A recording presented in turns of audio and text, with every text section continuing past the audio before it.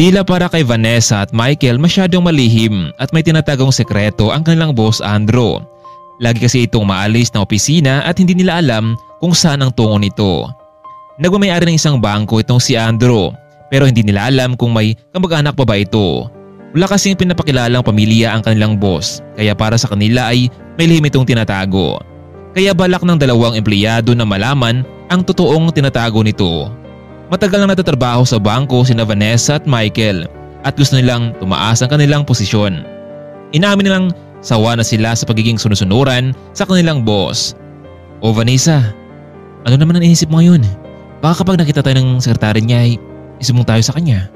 Michael, hindi mo ba naisip na baka wala pang pamilya si Mr. Andrew samantalang ang yaman-yaman niya? Nako Vanessa, hindi natin alam pag dumating ang panahon baka bigla tayo magulat. Kaya nga mas mabuti pang magtrabaho na naman tayo ng maayos dito. Ang mahalaga ay pinapasahuran tayo ni Mr. Andrew, hindi ba? Basta Michael, para sa akin, hanap ako ng paraan para mabulgar ko ang lihim ni Mr. Andrew. Samantalang sa araw ding iyon, muli na namang umalis itong si Mr. Andrew. Kitang-kita nila na dumaan ito sa kanilang harapan habang may kausap sa phone. Attorney, kumusta na? Ano nagbalita sa paghanap nyo? Mr. Andrew, as of now, wala pa kami ng impormasyon tungkol sa kanya pero hindi kami titigil hanggat hindi namin siya nakikita. Attorney, alam niyo ba na malaking halaga na ang inilabas ko para matagpuan niyo siya? Sige na, tawagan niyo lamang ako kapag may balita na kayo. Hindi inasahan na marinig ni Vanessa at Michael ang pag-uusap ng boss sa kanyang phone.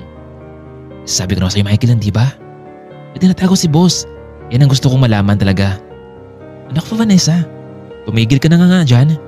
Alam mo dahil sa pagiging reklamador mo, magiging dahilan yan para matanggal ka sa trabaho mo. Ano ang gusto mo? Mataas na posisyon sa kumpanya?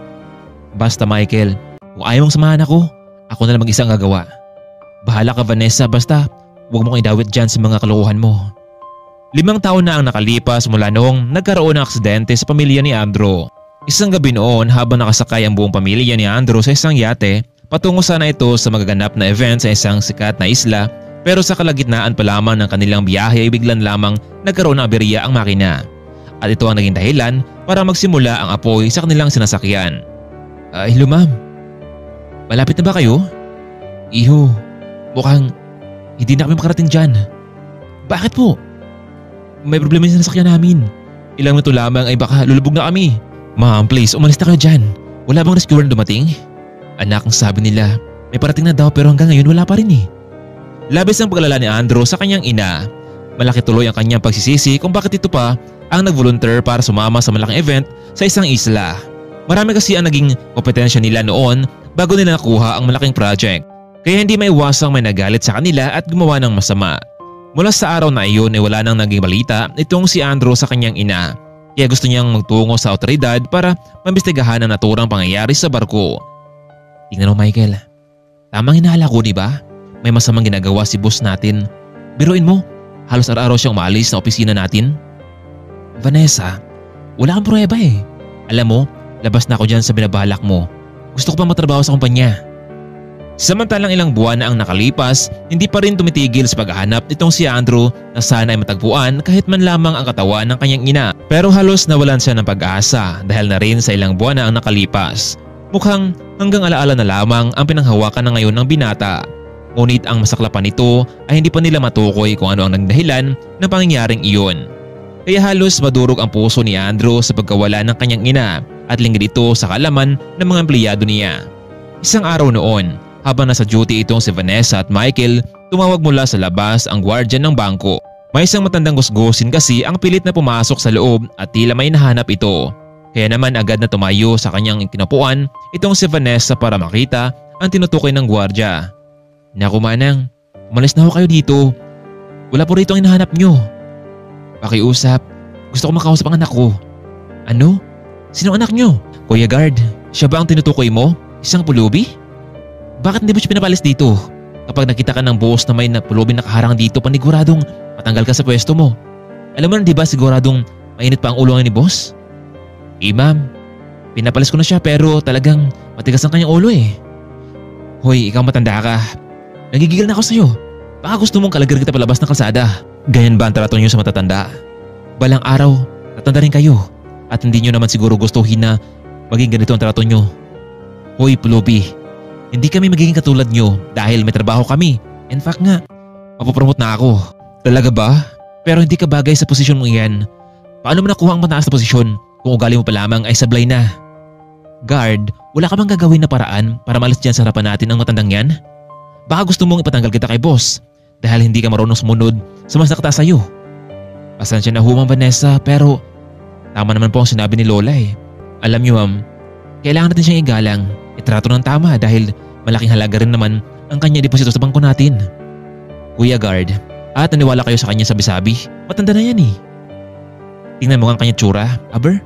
Saan siya kukuha ng malaking pera para deposito sa bangko natin? Baka galing sa masama at madamay pa tayo. Kung ayaw mo siyang paalisin dito, ako na ang tatawag ng pulis. Masyado na nakabala pa ang matandang yan. Maya-maya pa dumating na nga isang patrol car, lumabas mula sa loob ng sasakyan ang dalawang pulis. Excuse me ma'am, kayo bang tumawag sa amin? Mga sir, pwede niyo bang hulihin ang matandang ito? Masyado na siyang nangugulo at gusto pumasok sa loob ng bangko. Baka mas takabuhan ng mga kliyente namin doon sa loob. Sige ho ma'am, may tatawagan lang po kami bago namin siya dalhin sa presinto. Bakit pa? Hindi ba mga pulis kayo? Ma'am, pwede ba? Huwag niyo kami pangunahan. Naghintay lamang po kami ng order mula sa taas kung ano ang desisyon. Mga sir, baka naman gusto niyong isumbong ko kayo sa mga mas mataas sa inyo. Maya-maya lamang dumating na ang tinawagan ng mga pulis. Mga sir, ano naging balita?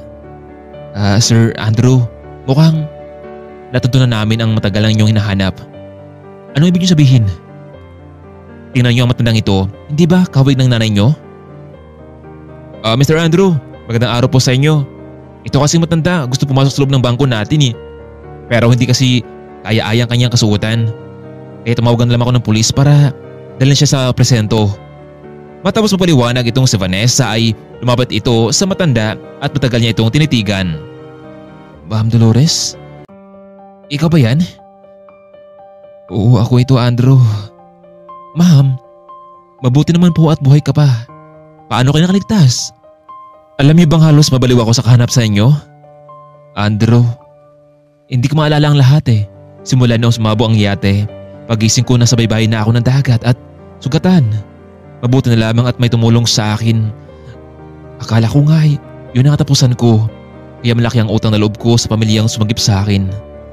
Pero nakapagdesisyon akong pumunta rito dahil alam kong nag-alala ka na sa akin. Pero hindi ko inasahan na ganito pala ang trato ng mga empleyado mo. Masyado silang napanghusga. Gusto kitang kausapin pero sa halip ay tumawag sila ng pulis para hulihin ako. Vanessa, Michael, totoo bang sinabi ng ma'am ko? Mr. Andrew, hindi ko naman po kasi alam na siya pala ang mami niyo eh. Ginawa lang po namin ang lahat eh, yung narapat na para sa kapakanan ng kliyente natin. Ano na lamang po sasabihin nila kapag hinahayaan ko namin na may pumasok na pulubi sa loob? Vanessa, matagal na akong nagtitimpi sa iyo. Alam mo ba na may nakapagsabi sa akin na sa tuwing may pumapasok na patanda dito sa bangko natin ay at lagi mo nilalait? Hindi ko gusto na ganun ang attitude ng mga empleyado ko dito. Alam mo, simula sa araw na ito, you're fired. Pero Mr. Andrew, huwag naman po. Kailangan ko ng trabahong ito. Vanessa, kung kailangan mo talaga ng trabahong ito, dapat binigyan mo ng halaga. Sa araw na ito, ayoko na makita pa ang pagmumukha mo sa opisina ko. Umalis ka na. Hindi ko kailangan ng mga empleyadong katulad mong mapanghusga. At tuloy na ngang hindi pinapasok ni Andrew itong sa Vanessa. Malaki naman ang pasalamat din ito dahil sa muling pagbabalik ng kanyang ina sa loob ng mahabang panahon. Dahil doon ay natuklasan niya ang maling pag-ugali ng kanyang empleyado. Dahil sa pagligtas ng kanyang ina ay malaki ang pasalamat ni Andrew sa pamilyang tumulong sa kanyang ina. Bilang ganti nito ay binigyan niya ng tulong pinansyal ang pamilyang tumulong dito. Hindi nila nakala na ang kanilang pagtulong sa kapwa ay may dudulot pa na magandang bukas sa kanilang buhay. Naging masaya ang buhay ng mag-ina. Bagamat wala na ang kanilang padre de pamilya noon, pero patuloy pa rin silang lumalaban sa buhay. Hanggang dito na naman po muna kaibigan. Sana nagustuhan niyo ang ating kwento.